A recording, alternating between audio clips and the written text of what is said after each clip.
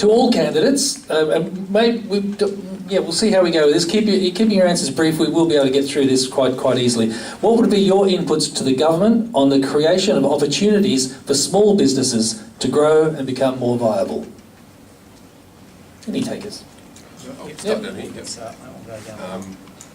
Well, I come to it from the direct experience of running a small business. I know the pressures that exist when it comes to negotiating leases and to when it comes to employing, hiring and firing, dealing with government agencies, payroll taxes, Mr. Domerlo mentioned, is something that my company has to deal with. And you know, it seems regressive tax when it comes to employment, but it's something that I could at least provide our party with a perspective if I were to have that opportunity.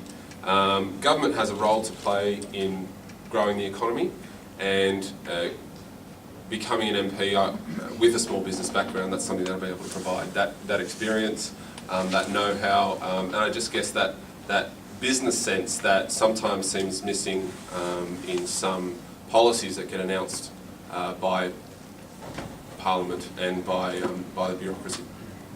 Thank you, Joe. Julie? Thanks. I sort of quickly covered it in my précis earlier, that CDP will support the growth of small businesses by reducing compliance costs and simplifying and lowering the burden of indirect taxes upon business. You heard what I said before, so I won't elaborate. Oh, thanks. Well, look, it's all about small business, really, because that's where most of the people in this room are. And we do have a positive plan built on what we've done over the last 4 years. As I said, we started off with the Small Business Commissioner. We have lowered the threshold, or higher the threshold for payroll tax. We've reduced red tape, saving about $750 million a year. But more importantly, we do have a vision for the future. You know, that $20 billion, if we get that, will go directly into infrastructure. There are two things that the state government can do to generate employment. One is construction, the other is infrastructure. We will do that. And if you think that simply by giving a contract to Leighton's, they own the spanners, they lay the bricks, no. They use subcontractors. Those subcontractors use subbies as well. You know, the reality is that is the thing that generates the economy. And what happens, what's the byproduct of building all the roads and the rail that I've already announced? You reduce the traffic. Traffic costs us $5 billion. You know, which other party has a genuine costed basis of reducing traffic over the future? Our party does, and we present that to the electorate. You know, this is about making a good state greater, and that we have this once-in-a-lifetime opportunity at this election to do so. Justin. Thanks, Victor. Let me tell you about another party that has a costed policy to reduce congestion. That's the Greens.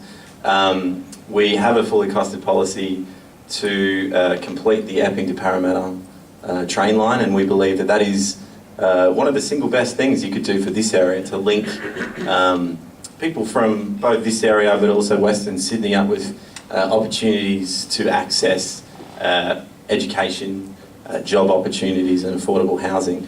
One thing which is not good for reducing congestion is closing the Epping to Chatswood line for 7 months. In an environment where you're working on several urban activation precincts at the same time, and there is already 12 intersections along Epping Road which is at or exceeded capacity, and anyone who commutes to work along that route would be able to attest to that. As far as things that other things that we would do to promote the space for small business in the area, I mean, I covered several of them in this talking points I made earlier.